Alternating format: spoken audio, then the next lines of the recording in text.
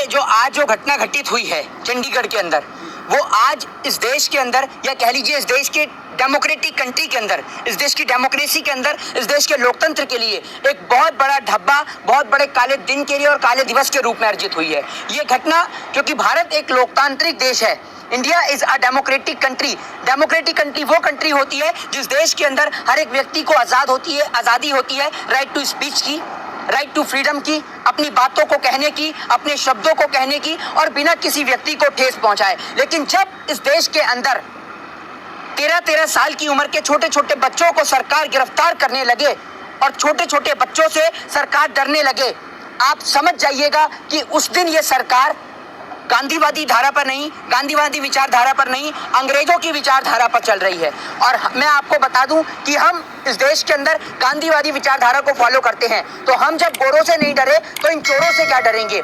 मैं आपको बता दूं कि आज इस देश के अंदर जिस तरीके से उस 13 साल के बच्चे को गिरफ्तार किया गया और उस बच्चे का स्टेटमेंट ये होता है कि अगर मैं मर जाऊं तो मेरे को सिंधु बॉर्डर ले जाया जाए, वो बच्चा ये बात कहता है। क्योंकि आज पूरे देश को पता है, पूरे मुल्क को ये पता है कि 8 महीने से ज्यादा देश का किसान इन बॉर्डरों पर बैठा हुआ है और इस तरीके से बैरिकेडिंग कर देश के किसान को रोकने का प्रयास इस देश की सरकार ने किया है।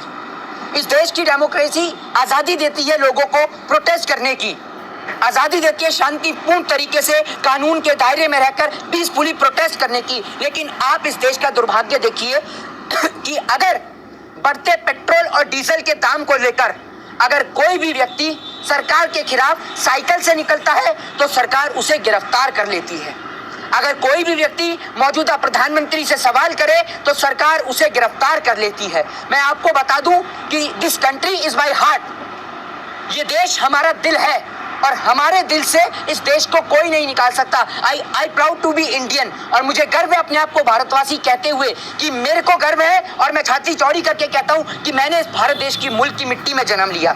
और जब भी इस मुल्क की मिट्टी की बात आएगी, जब भी इस देश को लूटने की बात आएगी, कोई भी व्यक्ति, चाहे वो इस देश का नेता हो, चाहे वो किसी भी पार्टी का नेता हो, किसी भी दल का नेता हो, या वो कोई भी हो, चाहे वो पाकिस्तान हो, चाहे वो चाइना हो, या कोई भी देश हो, कोई भी मुल्क अगर हमारे इस देश, हमारे इस वतन की ओर आंख उठाकर देखेगा तो हम उसकी आंखें निकाल लेंगे। लेकिन जब हम आंखें निकालेंगे, जब हमारे देश के नेता तो हमें ही आपस में लड़ा रहे हैं, जब एक घर के 4 भाई आपस में लड़ेंगे तो वो मुल्क तरक्की कैसे करेगा। वो घर तरक्की नहीं कर पाता तो मुल्क कैसे तरक्की करेगा। तो अगर मुल्क को तरक्की करानी है तो इस देश के चारों भाइयों को एक होना होगा, तभी जाके हम पाकिस्तान से, अमेरिका से और चाइना जैसे देशों से लड़ सकते हैं। मोदी जी, आप बात कर रहे हैं बदलने की जी, लेकिन 1861 का कानून जो आज तक लागू हो रहा है और 2021 में खासकर ज्यादा लागू हो रहा है, अभी तक नहीं बदल पाए और आप बदलने की बात कर रहे हैं।